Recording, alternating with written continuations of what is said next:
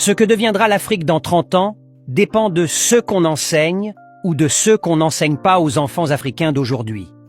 Si celui qui contrôle la monnaie contrôle toute l'économie, alors celui qui contrôle le système éducatif contrôle le peuple. Si on passe des années à convaincre des aigles qu'ils sont des poules, alors ils ne voleront jamais. Et si on passe des années à convaincre des lions qu'ils sont des brebis, ils se comporteront comme des proies.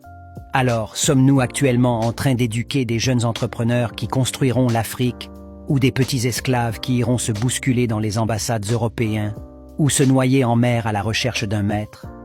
Sommes-nous en train d'éduquer des Africains authentiques bâtisseurs ou des nègres de maison qui trahiront l'Afrique? Aussi longtemps que le système éducatif colonial sera en place en Afrique, chaque génération sera un peu plus stupide que la génération précédente. Que devons-nous faire pour reprendre le contrôle sur l'éducation lorsqu'on est aussi un produit de ce système? Remettre tout, ce qu'on a mémorisé en cause, et devenir curieux.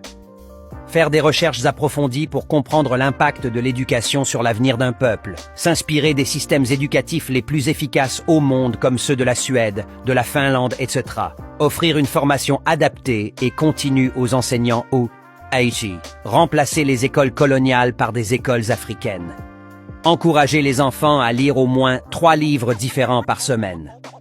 En lisant ces livres, ils développeront leur esprit critique et apprendront à faire leurs propres recherches et non croire à tout ce qu'ils entendent.